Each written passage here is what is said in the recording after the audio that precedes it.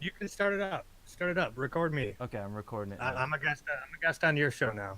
Okay. All right, Dale. Welcome to Docsworld. This is Dale, and he's likes to be politically active in his local area, so we're having a conversation about that. And anyways, I was saying the interesting about that thing about that is, even though right now we're kind of Republican run nationally, and it seems it's going like it's going that way locally.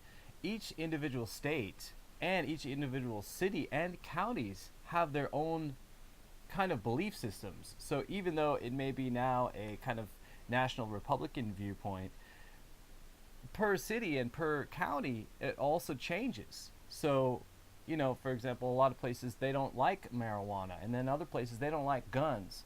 So, and that was decided locally. So, if you have different views, it's fine. But it is important, I think, that you live in an area that shares your political beliefs. So he agrees that you should live in an area that Dale, hello. Second doc. Charles, this is a very directional microphone. You got to get right up in it if you want to be heard. no, we're good. I don't know if this is real person. No, he's recording and we're doing a show right now. Well, in areas that need the change affected areas. That's who you are. You know what I mean? Like I'm Charles. Okay, doc. Yeah. Let's just frickin' start over. I know how. I know how hard post production is. So just start over. Okay. All right. Who are we all talking to here? We got Dale. I'm Charles. Nice to meet you. Dale, Charles. Okay, Charles, your voice is kind of low, so when you talk, make sure you're real close to the mic. I'm Charles. Nice to meet you. Okay, great. Nice to meet you. I'm Doc, and yeah, we got Dale and Tom here, and we were just talking about the different political beliefs in the political climate that we're sharing in the U.S. right now, where we have this dominant Republican right side president, and obviously he has his strong beliefs there, but you can't just forget local and then just go national when it comes to voting in the national elections. You have to vote locally, and what that means is that you might have great conversations and ideas across the entire United States. It's more important that you stick to your community, and that you actually have face-to-face conversations with people that are actually going to affect local change, with your mayors, your governors, and then your senators as well. And it's interesting because even though we may have an overseeing international or national Republican viewpoint from Trump, and he's going to try to get all his guys in there, all the different areas are very different. So, in some areas they don't like guns, like New York City, so there's no guns there.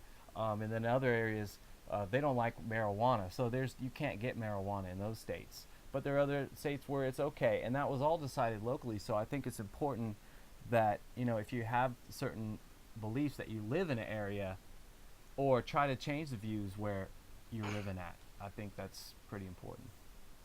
These areas that you're talking about, is that encompassing the entire of that area? So every single social demographic in New York didn't like guns.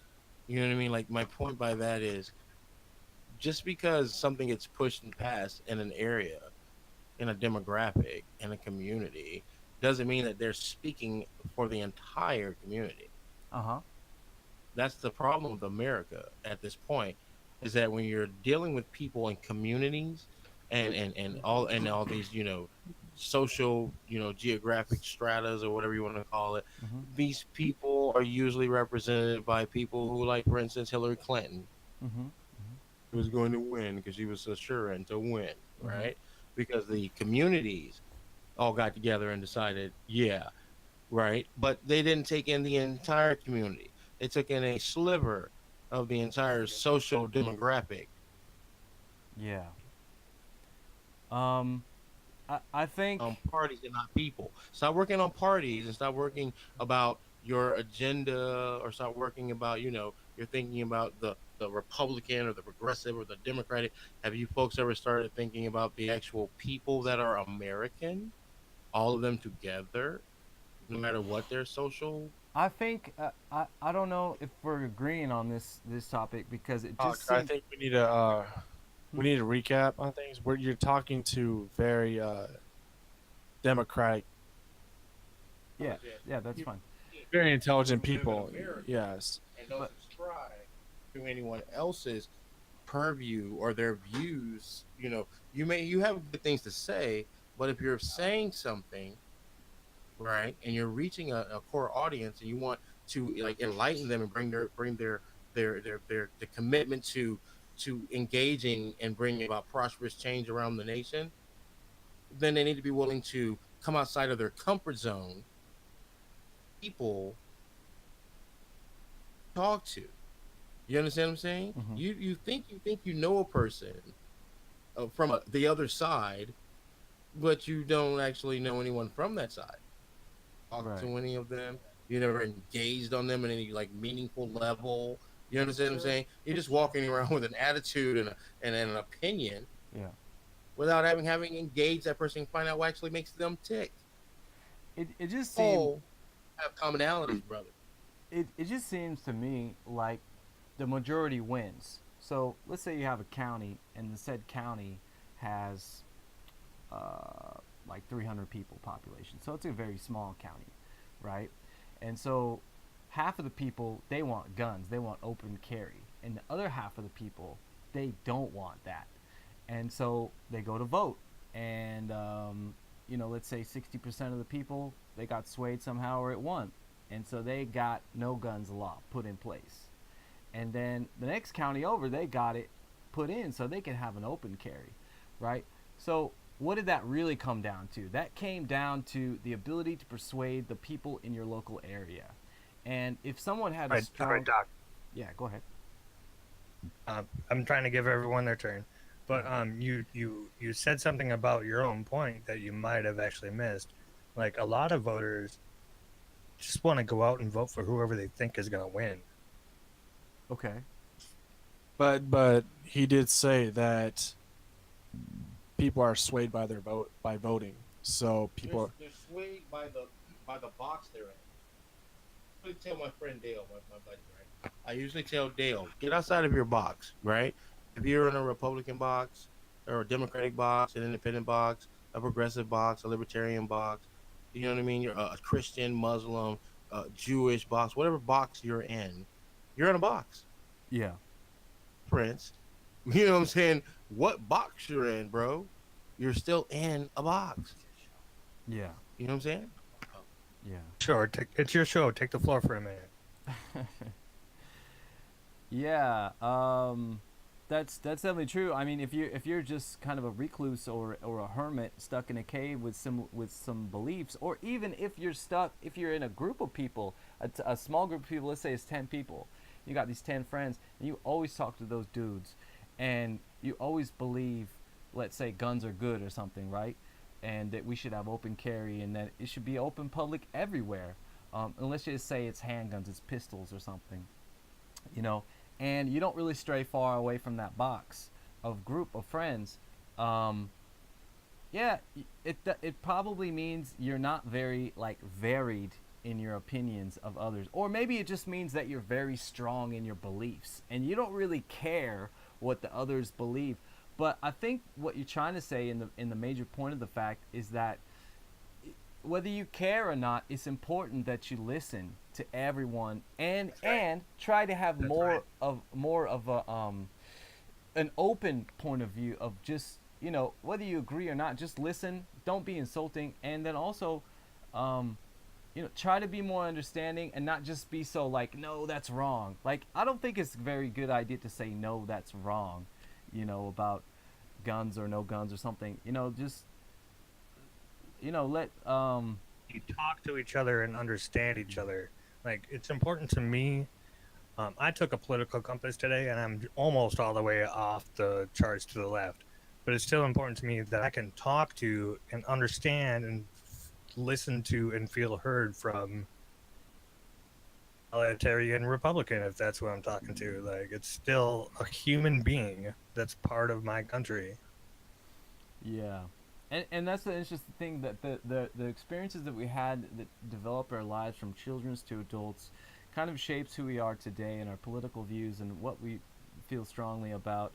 Um, and I think generally some things will change depending on who you talk to, and you might be convinced of that fact, you might be not convinced of that fact, but I think generally people are pretty gonna stay pretty strong to their beliefs. You know, you're gonna have the strong Christians, and you're gonna have the strong gun owners, and you're gonna have the strong marijuana guys, and probably they're not gonna change too far off of those beliefs because of their history and the way they were raised and their everything. Um, there's room for all of us. There's room for the pro marijuana guy and the anti marijuana guy, and Yeah. Yeah. it's really productive to cover all the ground in between. I'm cool with wrapping it there. It's your show, though. Yeah, I mean, it's whatever, man. It's just we're having a conversation. Yep. Pro right also with you, but I want to state that Charles is also a server, so he does actually interact with lots of different people, and I think that's a big statement for what you said, and I think Charles should speak to himself for that statement you said, that it's not just a box, it's a big thing for people who work with a lot of different people. When you're not willing to conversation full circle for including everyone. Camelot worked best with King Arthur as a fictional example, you know what I'm saying, a mythological example or whatever, because there was a round table. They were consorting with people of different opinions who he gave the voice to speak. Right. You cannot sit around and think that your position is the best position all the time. Let's shift over. Authoritarian. Go ahead. Sorry, go ahead. Oh, I was Go gonna say ahead. let's shift over to something that I think is quite important in America right now, and this is the belief that about the Islamic people who are coming, let's say from Arabia and those general areas, and they come over here and they have very strong beliefs, and I think really America is very confused about these people, and are they gonna change? Are they gonna have more flexing American beliefs, you know, and not be so strong? I tend to believe that if you have some fresh off the boat, you know, Arabian guy who's Muslim and he's very strong in his beliefs and his families and polygamy and all that, that I would say after 3 generations of his family, this is 3 generations, I think he's gonna sway to be more American, easygoing, flexing on his beliefs here and there, and pretty cool, and not have that so strong of, yeah, we can lie to the infidel non-believers kind of thing, kind of belief. What do you guys think about that? Okay, I want to start with my gut reaction that I've always had to the immigration policy all of my life, which is piece of America is going out there and shelling Somalia because the oil company ExxonMobil wants Somalia's resources, then the humanity that still survives in America should be able to take them in. But I am a Minnesotan, and man, Yeah. problem. Hang on, give me a second. I have a problem sharing the road with Somalians. Oh, especially elevators. Okay, but they're humans, you know, and it's I Christian- dated a Christian beautiful America. Somalian girl a long time ago. I dated her for a couple of years. She's gorgeous. One of the most beautiful black women I ever seen in my whole life. I mean, she's gorgeous. I dated her for a couple of years. I fucked her brains out. Long story short, the relationship didn't end up being very good in the end. She kind of ended up being kind of crazy. But, you know, yeah, that was my one experience with Somalians and a couple of Ethiopians. But go ahead. You can't stand the elevators. You were saying you don't Are wanna share you? the road. Oh, so so I can I can relate to some conservatives with their discomfort of sharing our space. Like, I'm trying to drive on the road, and whenever there's a bad driver in front of me, guess who? I guess who? I It's a live in a civilian. sanctuary city, Oh, really? yeah. I'm not afraid to say realistic things, like outside of the road. Guess who? Yeah. Um, yeah, you did it. Well, that's the funny thing about people, and then when you have people who are, are not from your cultural upbringing, like let's say they're just not American, they just got here, they're from whatever country, doesn't matter, and then you got to sit next to them on the bus, and for whatever reason, you're annoyed by them because it's like this differentness, and there's something about it that's really bugging the fuck out of you. People bug the fuck out of other people, and you see this because I have to ride the train every fucking day. I live in Tokyo, Japan. 6 years. So, there's people coughing in your face, there's people like pushing your backpack, out of the way. And it's like, dude, fucking calm the fuck down. So I think it doesn't matter who the guy is that's annoying you. People just annoy the fuck out of other people, especially if you don't know them, and you're in close proximity. You're basing that on a soul race. You can't, Doc. This is Thomas. Try not to. You What? can't base that on a soul race, based on one particular person that does the accident or does the. It's actually very rude, I think, to think that you subscribe that on an entire culture. No, I'm Based on saying it. any country. If you're in Japan and you have 50 foreigners from 50 different countries, those are people from different culture. And let's say I'm Japanese, right? And they come in, you just know that they're not from your culture. You sense it, you know it. And for whatever It's it obvious. is, what? Japanese. like, and everyone in the country that's not Japanese doesn't look Japanese. You know what I'm saying? So Yeah. it's obvious. And when But you as a culture itself, Japan is very, very polite. yeah. The citizens of Japan are extremely polite, especially on the light rail system. I mean, they will literally go out of their way. I've experience in these things that I'm speaking of. I don't speak haphazardly just to hear myself speak. You understand what I'm saying? Uh-huh. So, with that being said, my friend, you have to understand that at the current environment we live in right now, Yeah. you got to make a choice. Are you going to be a part of the problem? Or are you going to be a part of the solution? No, but what I'm saying is a feeling, not an action, not something you're going to say rude to the person, not something you're going to do, but a feeling, an innate feeling Maybe. inside Maybe of you can you. overlook a situation because it's just a day. Mhm. Your life, dude. It's not meaningful. It's 10 minutes. You know what I'm saying? It's not your entire existence. You know what I'm saying? It doesn't encompass your entire existence. It's Well, I just think that. I think the main point is that yeah, you may have these feelings, but yeah, in the end of the day, there's nothing you can do about it. You know what I mean? You just you go to your You can. destination. You can choose to evolve. You can choose to encounter a situation, see it for what it is, respond, and be like, wait a minute. In this current environment that I live in,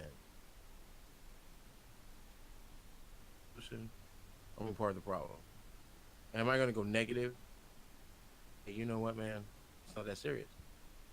Exactly. Totally agree with you. One small, act, mental act for yourself, your life, but the lives of others. It's perception, bro. Yeah, but I guess the key inherent point is that when you don't engage with people, and let's say you have some strange feelings about said person, and you don't engage with them, you're innately going to feel alienated. But the minute you take the step and you get to know that person, whoever it is from whatever country they are, you immediately make a connection with them, and so you kind of create this slow process of bonding, and so yeah, they kind of become it. You look at them differently, you start to look at them more as a person, as as opposed to I'm gonna tell a real life situation of what we're talking about right now with Japanese people. I used to go to Kapikulani College in Honolulu.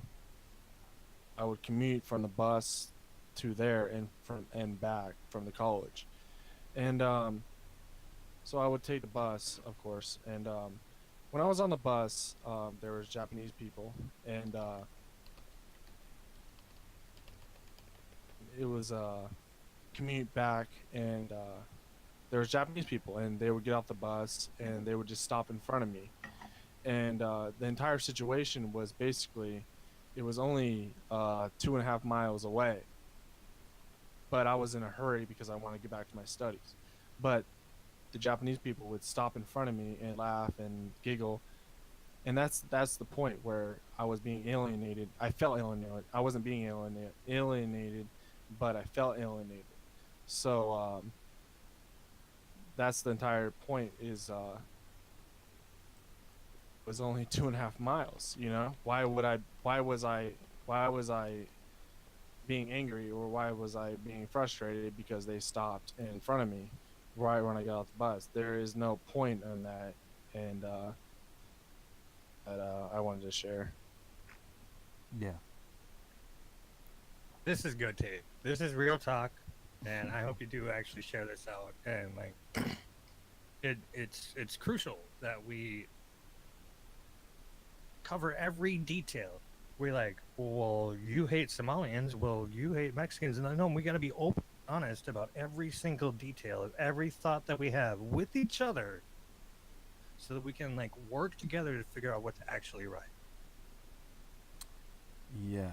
I mean, I guess the point, back to what you were saying, is you were saying you felt frustrated when you you saw the guy who's driving bad in front of you was a Somalian. But what are your actions at that point? What do you? I was honest, and I scowl for 10 seconds and then get on with my day. Yeah. You know, but I'm honest about, wow, that was annoying.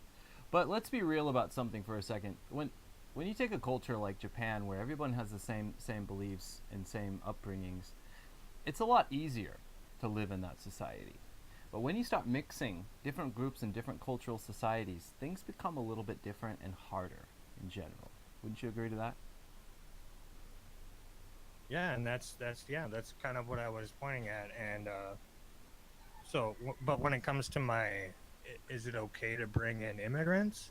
Like, my gut reaction since the beginning was, if we're sending our military because one of our corporations wants their resources, then we better be okay with immigrants, because we went over there and screwed over their country. Well, I don't think anyone has ever said in America history from the beginning of the 1900s up until now that we're not okay with immigrants. Did anyone ever say that?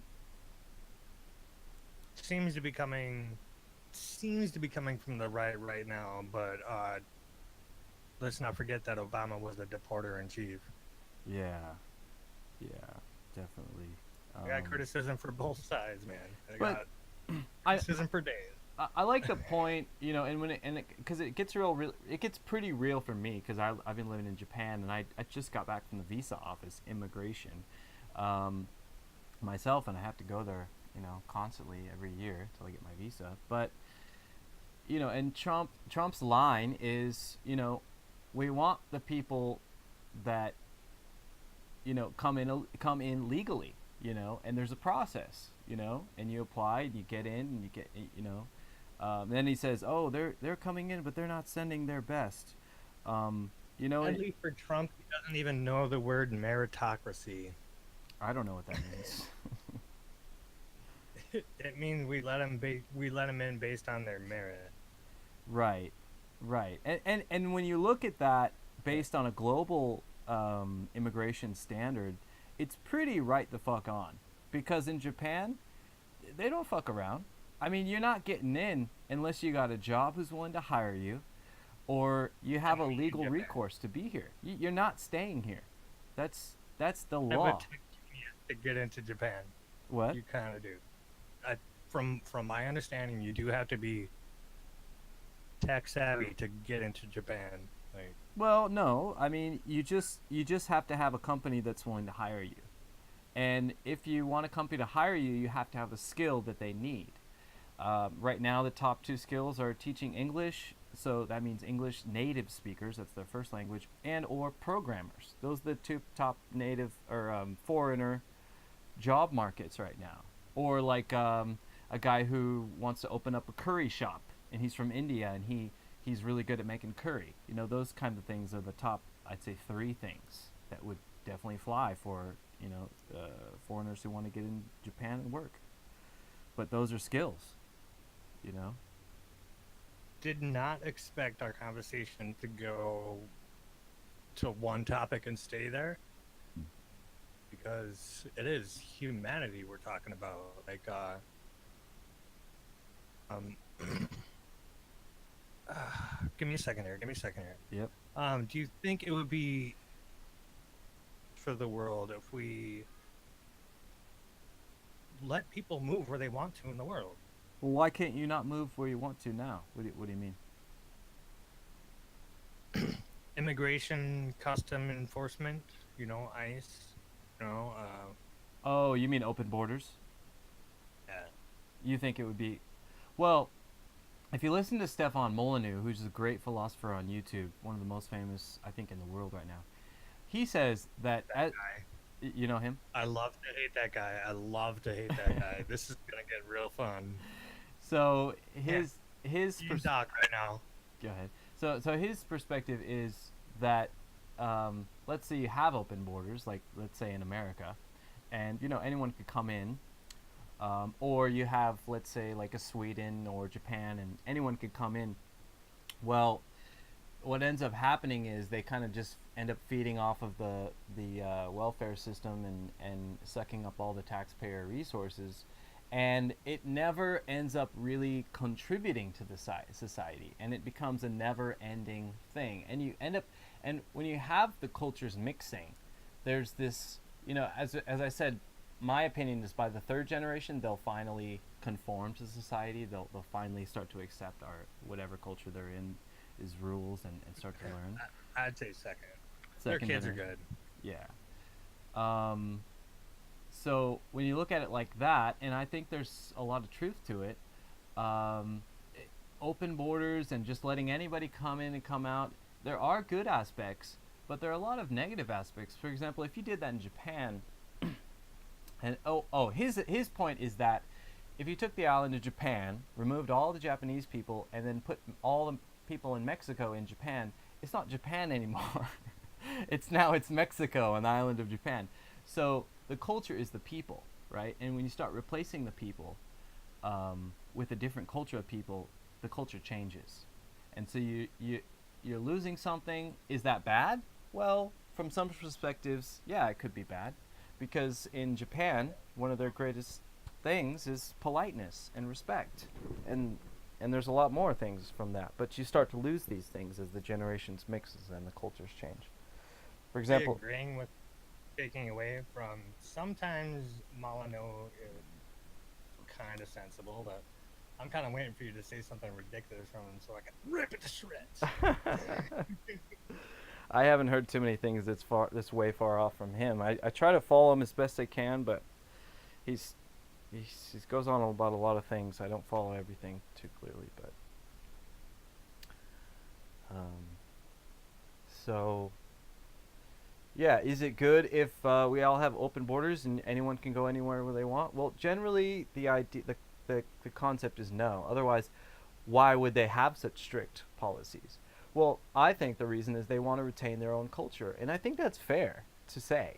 I think that's fair to restrict, you know, and allow the people in your country who you want to be there, and not just dominate. Because I think if Japan, for example, had open borders, I think they would have an influx of foreigners, and they wouldn't know what to do, and their entire culture would just change and flip upside down. You go to Osaka, there's so many foreigners there. It's like it's not even Japan anymore, in a way. I mean, if things change, I think in a little bit negative when you have too many foreigners, you know, I don't think it's a good thing, to be honest. Borders on conversations, like we are learning from each other by talking about the nature of borders, and we're doing it openly and honestly, we're getting something out of this. But yeah, I think the definite fact that we've established is that it's not easy when you have that first generation coming in and trying to learn about the new society. You know, definitely from my perspective as a foreigner here, it hasn't been easy. What's that? So Thomas asked a good question. What if there's more foreigners coming than going from America?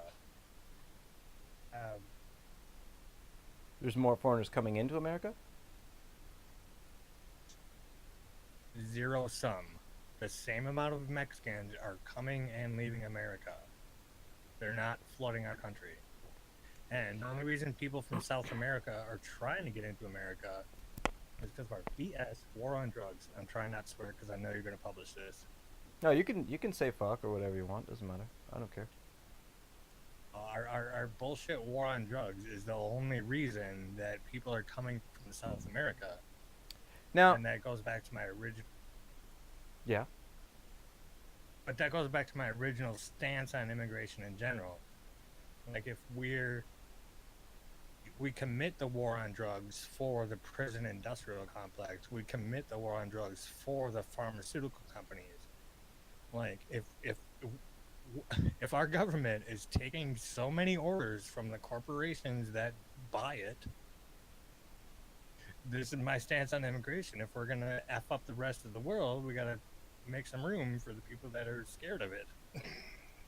Yeah, but did you know that from Mexico, it's not just like 2 million people coming in every year.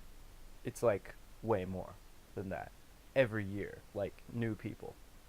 So at some point you have to say, okay, well, where's the limit here? Where's the line? You know, is it just going to be 10 million, 20 million a year? At what point? You know, that's one question. And then the other thing is, one thing that I don't like.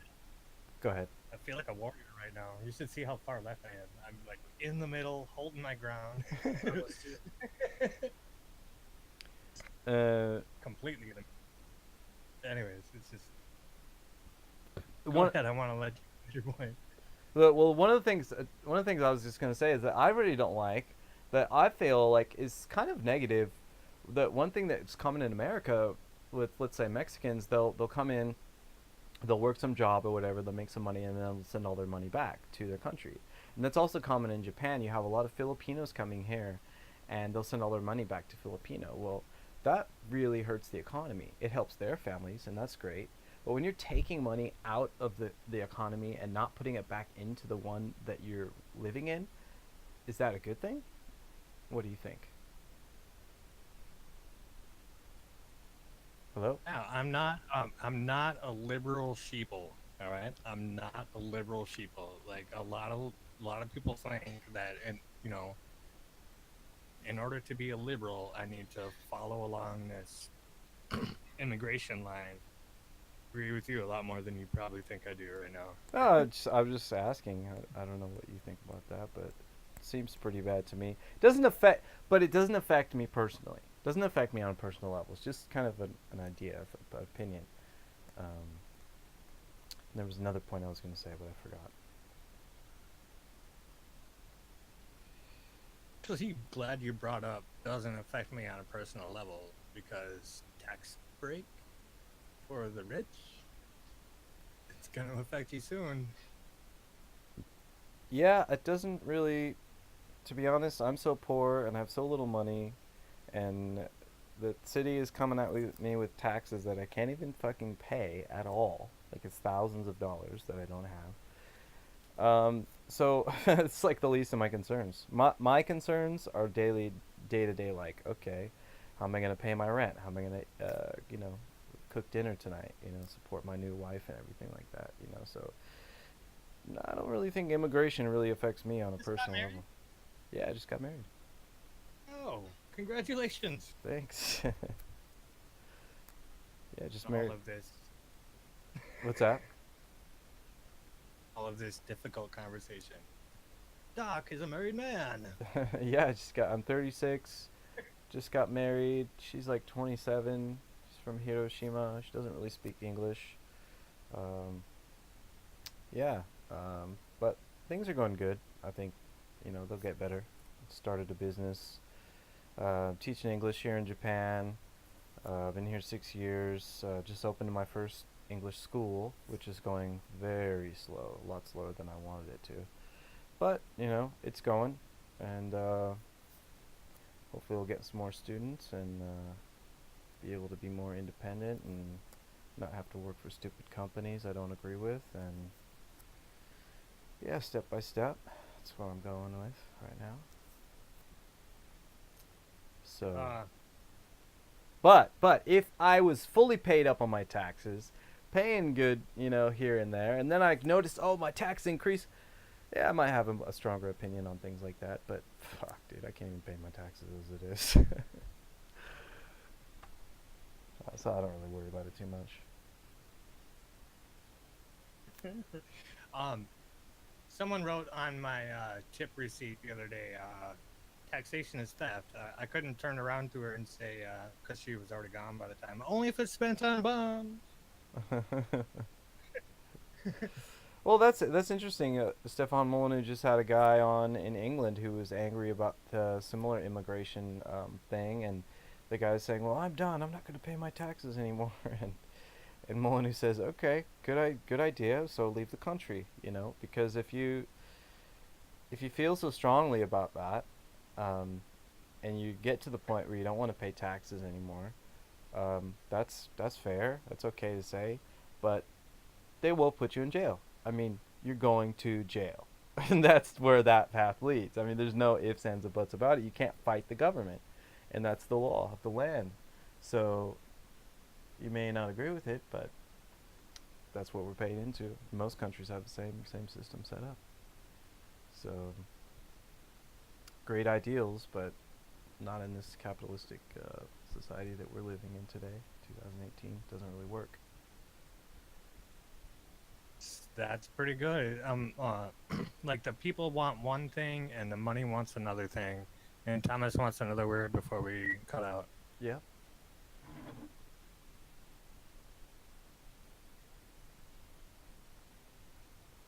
Hello. Hey, Doc. Hey. Are you gonna be on for a while, or are you wrapping it up? Yeah, I'm here. Just playing the forest. I'm gonna take an Uber home, and then we can play the forest. All right, man. All right. Yeah, we'll call it. We'll wrap it up then. I'll see you in 30 minutes. All right. All right, guys. Well, thanks for talking. I'll save this one. I'll upload it to YouTube, and hopefully put a positive note to the cause. And man, thank you very much. Yeah, thanks, Dale. Take care, Charles. Everybody. Talk to you later. Bye.